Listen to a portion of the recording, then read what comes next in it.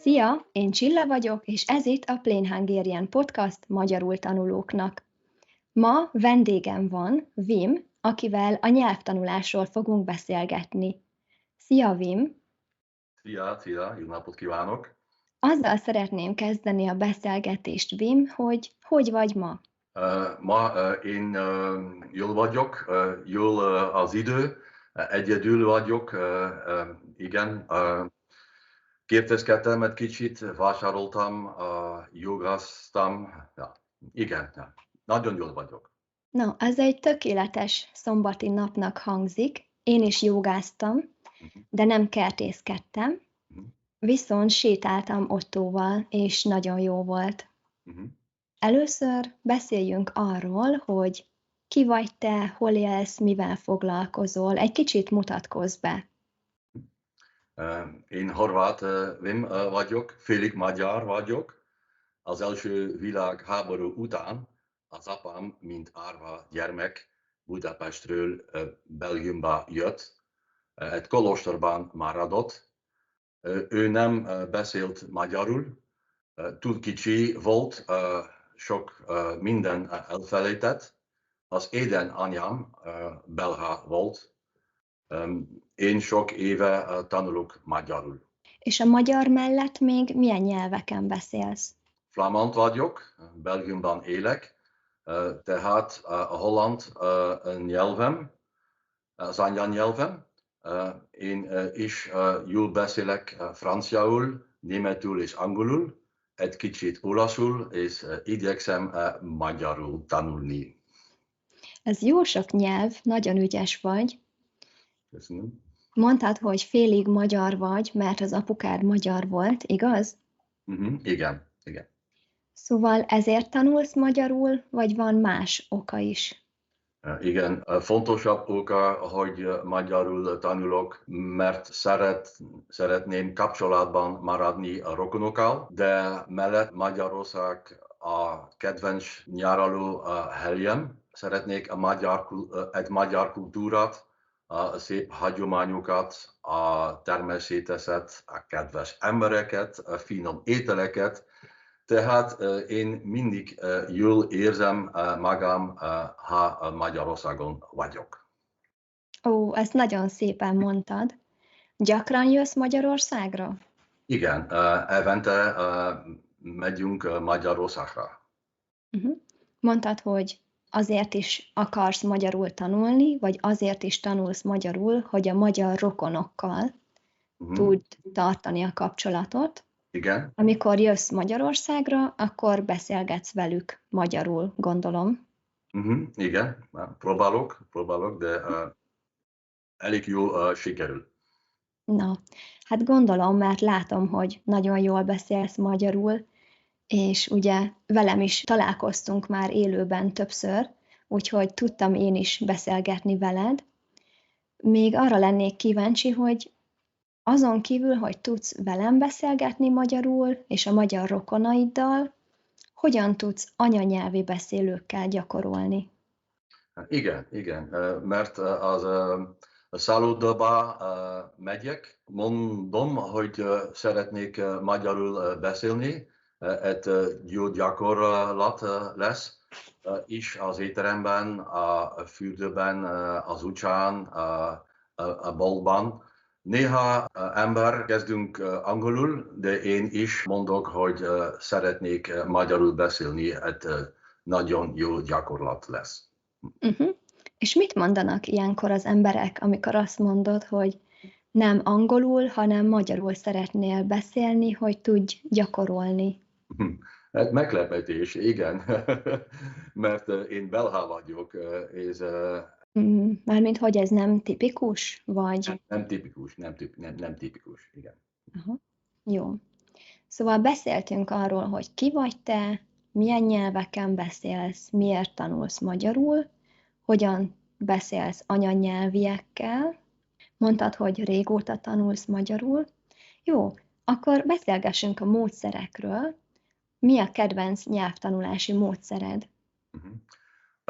Különböző módszereket használok, az írás, az olvás, a hallás, a beszéd.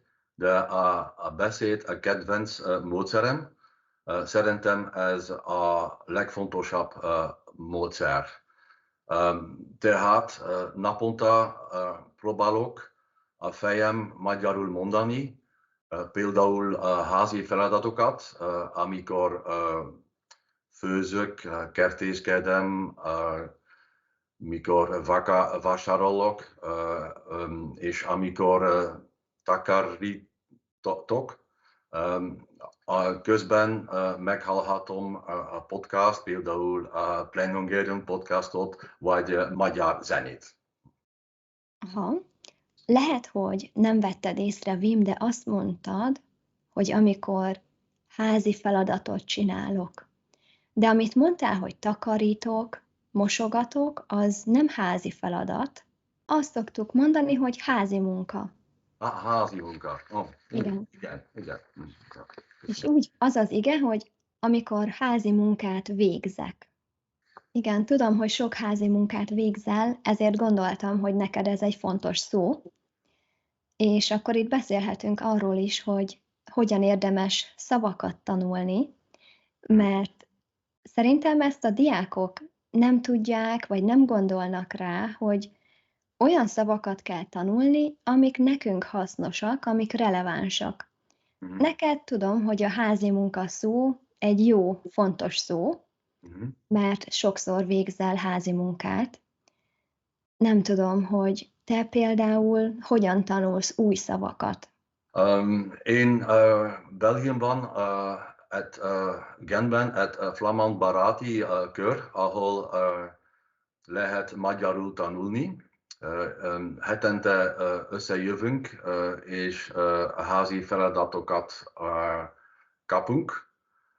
Én is meghallottam Plain Hungarian podcastokat, és fordítottam a szöveget, és próbálok keresni kérdésekre, és egy kicsit olvastam, ha lehet, és igen, a magyarok okében könyvből tanulok, csetelek barátokkal és rokonokkal, ez is érdekes új szavakat tanulni. Ez nagyon tetszik, Wim, minden, amit mondasz, mert azt látom, hogy te használod a nyelvet. Nem csak tanulod, hanem használod.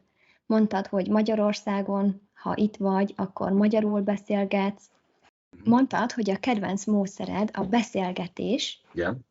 És ez azért érdekes, mert én azt látom a diákokon, hogy a legtöbben, vagy nagyon sokan félnek beszélni. Igen. Tudom. Talán, hogy szerintem ez fontos, hogy először a szükséges szavakat és a fontos kifejezéseket tanulni. Például ez az első lép, és aztán érdekes, hogy próbál rövid mondatokat mondani, például amikor az étteremben megyünk, vagy a busszal, pályaudvaron, kis beszédéket tanulni. Igen, ez is jó dolog, amit most mondasz, főleg, ha nagyon kezdő valaki, segít, ha tanulunk kifejezéseket, vagy akár egész mondatot. Nem kell sok mondat, csak ilyenek, hogy hol van a mosdó, vagy hol található a közelben egy jó étterem, vagy valami, igen, amit gondolunk, hogy hasznos lehet. Egy pár mondatot meg lehet tanulni. Mit csinálsz, Wim, akkor, amikor semmi kedved magyarul tanulni? Amikor semmi kedvem magyarul tanulni nem tanulok, de ez hobbim, és ha nem kedvem magyarul tanulni, minden lehet valami szórakoztató csinálni. Megkeresek egy magyar receptet az interneten, és készítem. Például a hortobágyi palacsinta nagyon finom. Követem is a magyar foci labdarúgó válogatott eredményeket. Sajnos az utóbbi időben nem tudjuk voltak. Én is jogazom otthon, aki online Magyarországról tanít. Tehát, ha semmi kedvem, csinálok valami szórakoztató. Ez is nagyon jó. Az egyik hobbidat, a magyar tanulást összekötöd a másik hobbiddal, a főzés. Igen. És mondtad a recepteket. Ezt az újságot ma kaptam, és nagyon örülök, mert a sütésről szól. Vannak benne kenyerek és mindenféle pékáru. Úgyhogy az a tervem, hogy az interjúnk után majd sütök valamit. Hogyan találsz időt a nyelvtanulásra? Semmi baj, Csilla. Talán régen egy probléma volt, de most nyugdíjas vagyok, és több időm van magyarul tanulni, kivéve, ha nagyon elfoglalt a nap, de naponta gyakorolok. Igen, ez egy érdekes hobbi. Szóval azt mondtad, hogy most már több időd van magyarul tanulni, mert nyugdíjas vagy. Igen. És azt mondtad, hogy van egy nyelvtanulási rutinod, Igen. hogy mikor tanulsz.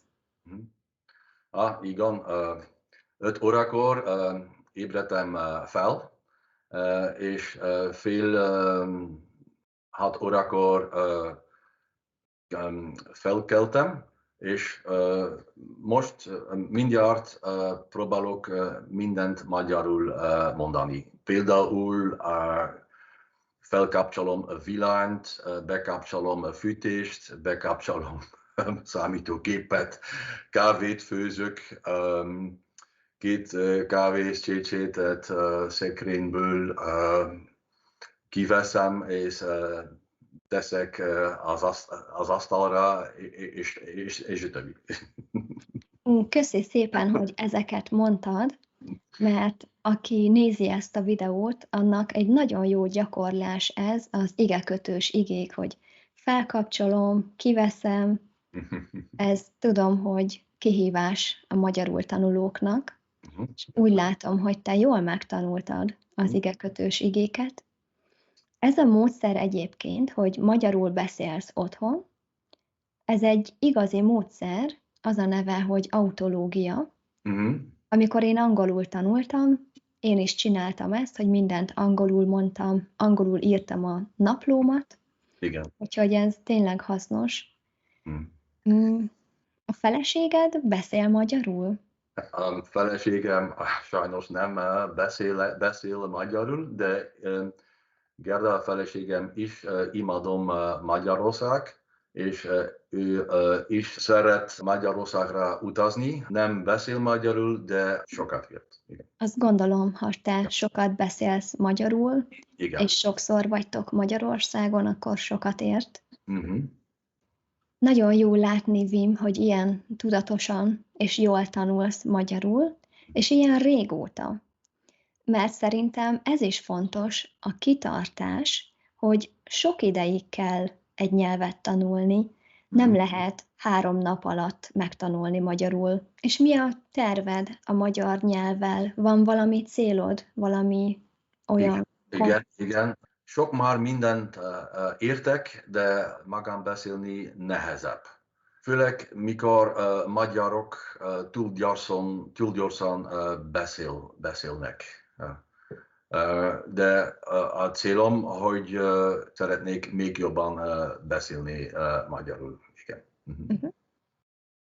Így összegzésül mit javasolnál, vagy mit tanácsolnál, Wim, azoknak, akik szintén magyarul tanulnak? Igen. A magyar nyelv nehéz, de érdekes, hogy sokat foglalsz vele, próbál minden nap egy kicsit tanulni. Érdekes, hogy sokat ismételt, és ne add fel. És érdekes, hogy lehet csetni barátokkal és rokonokkal. mert ez egy jó gyakorlat lesz. Nagyon jó dolgokat mondtál, köszönöm szépen. Tetszett az a rész, amit mondtál, hogy minden nap egy kicsit, hogy ne add fel, és csetelni a barátokkal, ismerősökkel, mert szerintem ez a nyelvtanulás lényege, hogy használjuk a nyelvet, hogy beszéljünk, nem elég csak tanulni, hanem az a jó, ha tudunk beszélgetni is a magyarokkal, magyar barátokkal, családtagokkal. Igen. De nem itt Belgiumban csak lehet kevés anyanyelvekkel beszélni, csak a magyar órán, a tanulószobában, a kávészünetben, és minden. Itt csak Belgiumban csak kevés magyarok élnek. Hát ezt megértem, de nagyon jó, hogy van az online felület, és már itt is tudunk kapcsolódni. Ennek köszönhető ez az interjú is. Ugye az Instagramon kezdtünk először beszélgetni, jól emlékszem? Igen. Nem, emlékszem. Én is így emlékszem. Igen. Úgyhogy az internet egy nagyon jó dolog, és nagy segítség ma a nyelvtanulásban. Igen.